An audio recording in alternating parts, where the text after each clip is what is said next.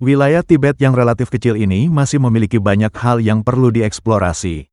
Meskipun pariwisata di wilayah ini baru tumbuh selama beberapa dekade terakhir, budaya dan sejarah negara ini cukup mahal dan sangat menarik. Biasanya jika berbicara tentang Tibet, orang-orang mengasosiasikannya dengan Tiongkok, tetapi daerah otonomi Tiongkok ini memiliki lebih banyak hal untuk ditawarkan. Sering disebut sebagai atap dunia, faktanya wilayah Tibet adalah tempat tertinggi di bumi. Sebagian besar tidak banyak yang diketahui tentang tanah misterius ini selain fakta bahwa tanah ini merupakan rumah bagi Gunung Everest.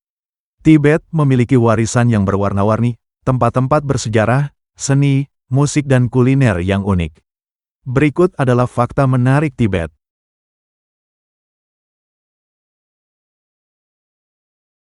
Jalur kereta api tertinggi di dunia. Ada beberapa cara untuk mencapai Tibet, seperti terbang dengan pesawat, mobil atau cara yang paling menarik dengan kereta api. Bepergian dari Tiongkok daratan ke Lhasa dengan kereta api bisa menjadi salah satu perjalanan yang paling menyenangkan.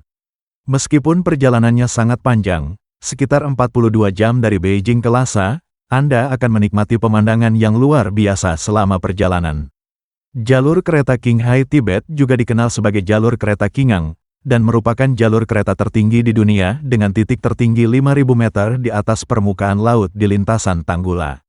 Jalur kereta api Qinghai Tibet merupakan salah satu dari 4 proyek utama di abad baru di Tiongkok dan merupakan pintu gerbang ke pedalaman Tibet.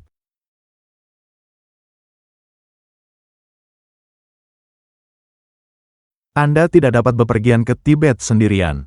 Anda tidak dapat bepergian ke Tibet sendirian. Ini adalah fakta penting yang harus diketahui setiap pelancong sebelum pergi ke Tibet. Meskipun Tibet adalah destinasi impian bagi para petualang yang bersemangat, bepergian sendiri dapat menimbulkan masalah. Semua wisatawan asing ke Tibet harus berpartisipasi dalam tur yang terorganisasi, disertai oleh pemandu wisata berlisensi dan kendaraan dengan sopir. Ini berarti bahwa setiap wisatawan asing harus memesan tur dengan agen perjalanan. Tidak seorang pun dapat menjelajahi Tibet sendirian tanpa pemandu wisata. Anda dapat memilih untuk melakukan perjalanan dalam tur pribadi untuk diri sendiri atau kelompok Anda, atau mengambil bagian dalam tur kelompok Tibet di mana Anda bepergian dengan wisatawan lain dalam kelompok yang lebih besar untuk mengurangi biaya tur.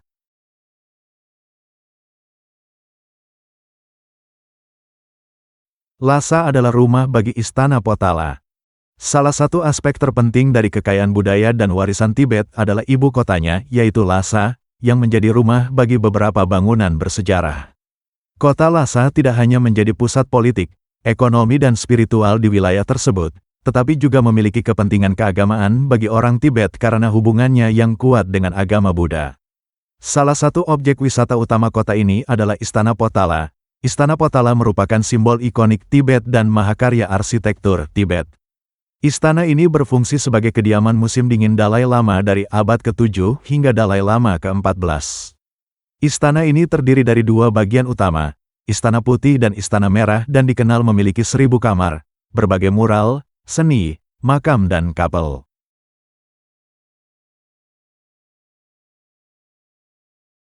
Gunung Kailas di Tibet yang belum didaki menarik banyak wisatawan dan peziarah. Tidak banyak yang diketahui atau ditemukan tentang puncak gunung mistis ini. Gunung Kailas terletak di dalam pegunungan Kailas dan benar-benar megah dengan semua pemandangannya. Puncaknya tidak hanya menarik perhatian para pendaki gunung dari seluruh dunia, tetapi juga memiliki nilai religius yang tinggi bagi para peziarah dari 4 agama. Penganut Hinduisme, Bon, Buddha dan Jainisme melakukan ziarah ke lokasi gunung tersebut setiap tahun. Ini adalah tradisi atau kebiasaan yang sudah ada sejak berabad-abad lalu, dan orang-orang percaya bahwa berjalan kaki mengelilingi gunung akan membawa keberuntungan atau rejeki bagi mereka.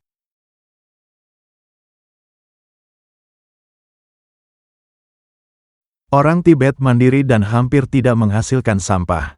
Salah satu fakta yang jarang diketahui tentang Tibet adalah bahwa masyarakat di negara tersebut benar-benar maju. Sebagian besar warga Tibet telah mempelajari cara mendaur ulang sampah dan memanfaatkannya sebaik mungkin.